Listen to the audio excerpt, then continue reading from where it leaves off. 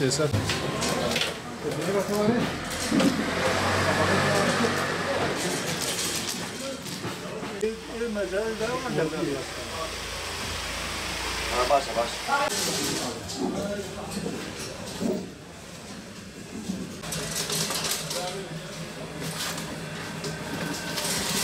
Süt ve süt ürünlerinde yani bir iki fabrikasyon kalemde artış vardır. Bir %10'luk, %15'lik bir artış vardır. Onun haricinde diğer peynirler şu anda sabit duruyor. Hatta taze peynir, yeni taze çıkan peynirlerde şu anda yani %35-40'da düşmüş. O da talep olmadığı için, yani şu anda talep olmadığı için şu anda düşmüştür. Fakat eski peynir yerindedir. Eski peynir hala fiyatı normaldir. O da 220 ile 250 arası değişiyor. Onun haricinde diğer ürünler şu anda bir artış falan gözükmüyor. Şimdi yeni peynir, inek peyniri biz 150 milyona kadar satıyorduk. Şu anda 100 milyona kadar düşmüş. Yani 100 milyon, 110 milyona kadar düşmüş.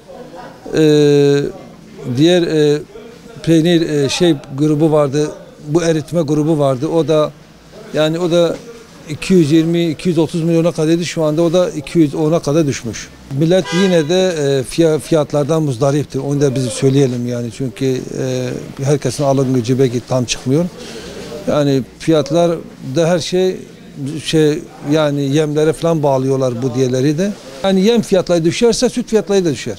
Şu anda süt ürünlerinde bir artış yok. Peynirde normal. Yani 3-4 ay öncekinin fiyatıdır. Hatta bazı kalemlerde yani taze inek peynirlerinde düşüş var. 150 liraya falan satılan inek peyniri şu anda 120 lira, 110 lira, 125 lira o civardadır. İşte mesela her sene bu zamanlarda eski peynir kalmıyordu ama şu anda Siirt'ten, Van'dan, bölgenin diğer taraflarında mesela esnaflar, büyük esnaflar arıyor. Mesela diyor peynir ihtiyacınız var mı? Elimizde peynir var. Hani talep biraz azaldığı için fiyatlar da yerinde durmuş yani şu anda. Hatta düşenler de var yani. Eski peynir fiyatı geçen seneden yapılan koyun peyniri 220 liradır. 210 liradır, 230 liradır. Ki bu 250 liraya kadar da çıkmıştı onu söyleyeyim. Yani 250 liraya da satılan vardı tulum çeşitleri. Hatta 350 liraya deri peyniri vardı. Kelle deri peyniri, gömme tulum. Ama şu anda o bile 300 lira, 250 liraya düşmüş yani. Nedeni talepin olmamasıdır mesela. Arz talep meselesi. Talep çok olduğu zaman mesela ben de olsam, diğer esnaf arkadaş da olsa nasıl olsa satılıyor. Alır getirir bırakır tezgahına.